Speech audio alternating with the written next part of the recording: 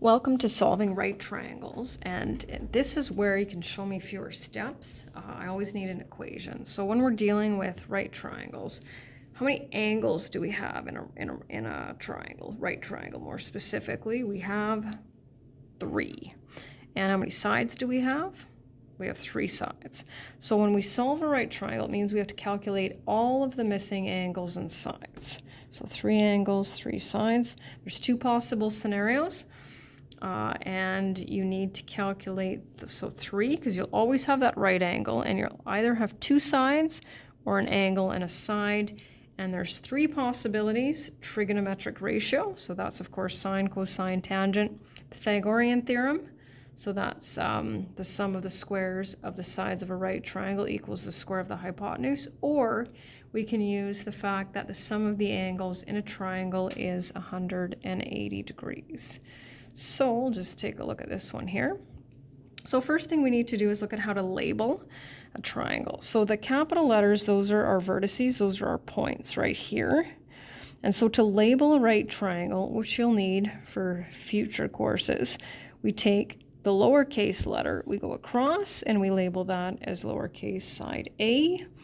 And we go across here, lowercase side C. This, of course, would be lowercase side B, which we don't need. So you don't have to tell me that angle A is 27 degrees, angle C is 90, and that lowercase b is 412. That's already there. But we do need to calculate angle B, lowercase c, side A, I guess, sorry, and side C as well. So first thing we can do, because we know that the sum of the angles in a triangle is 180. So 180 minus 90 minus 27 gives us, I'm just going to stick it over here, 63 degrees for B. And it helps me if you kind of box up your answers. There it is over there. And so this is where I have a little bit of flexibility. I always try to use the information that's given in case I make a mistake with my calculation. So what do we want to calculate first? Let's go with the A. So here's my 27. I'll use my 412. So I have opposite and hypotenuse. So from this point on, unless I ask you on the exam, I always need an equation. And from here, you can go right to your answer, right? So you know you're going to multiply. And we get A equals 210 meters. That's the lowercase a. For C, if we want to use the information that's given, we have the adjacent and the hypotenuse. So we'll just slide over a little bit here. And we'll go with cosine of 27 equals 412 over C. We'll multiply both sides by C. So we'll take 412 divided by cosine of 27. And we get 462 meters.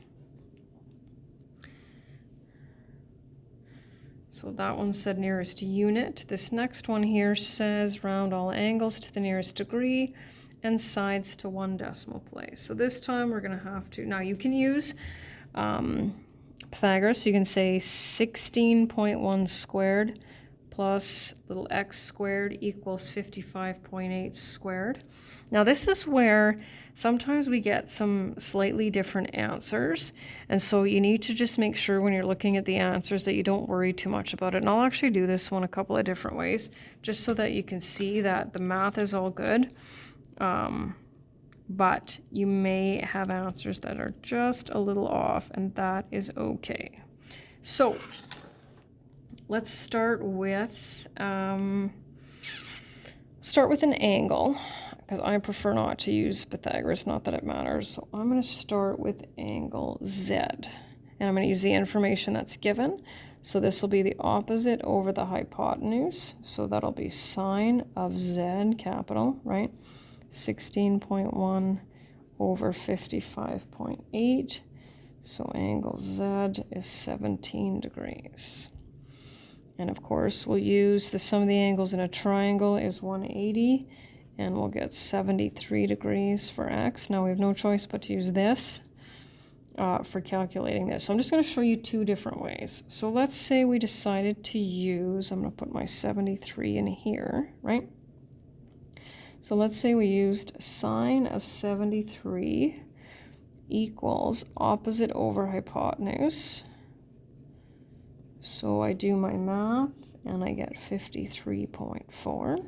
Okay, so say you looked a different way and said, you know what, I'm going to use the tangent ratio.